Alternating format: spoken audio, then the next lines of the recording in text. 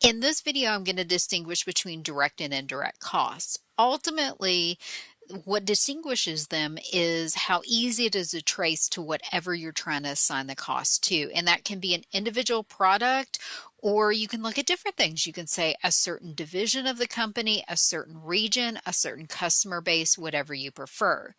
Direct costs are easy to trace or assign to that cost object, for example, that product. On the other hand, indirect costs are more challenging or difficult to trace. So in this example, we're looking at a hospital. Before we jump into that, let's look, for example, at my salary within IU Southeast. And I'm just going to make it up so we have a tangible cost. Let's say my salary is $50,000. If we defined, or what we were trying to assign my salary to was IU Southeast itself, I have an easy time tracing that whole $50,000 to IU Southeast. I'm not working or getting paid to other universities.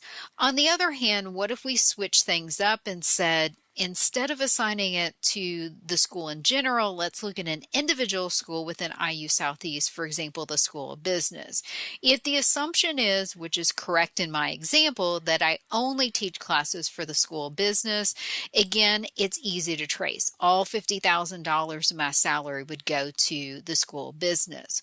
On the other hand, sometimes what happens when we switch up the cost object and keep getting smaller and smaller, I teach a variety of classes. Let's say we're looking at this specific class. Because I teach multiple classes, a couple during the summer and usually 4 during a regular fall and spring semester, now my salary is harder to trace to an individual class. You could say take the 50,000 divided by 2 or divided by 4, but I don't spend the same amount of time on each individual class. Sometimes there's a new prep, sometimes it's in person versus online, sometimes it's just by nature of how challenging the course is.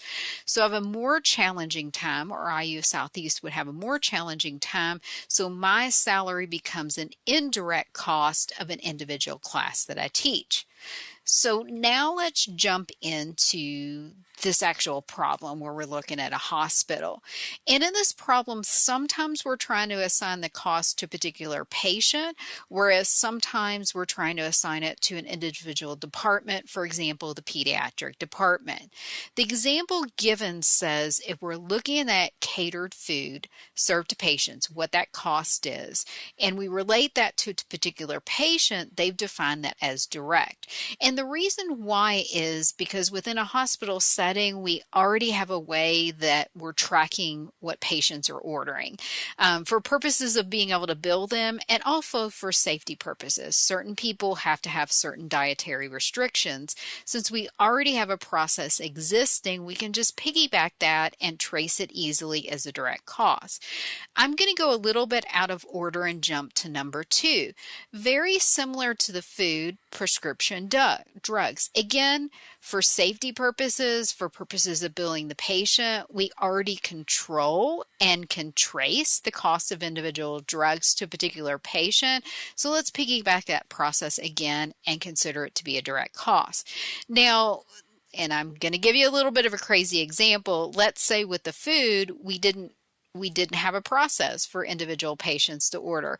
We just said, hey, here's an open buffet. You're going to have to wheel yourself up and get the food. Well, that would be more challenging to trace, and that would be indirect. Same thing with prescription drugs. If we didn't control that and just have an open closet, anyone could go up to it and pull out what they thought that they needed. Again, far-fetched example, not realistic of the real world.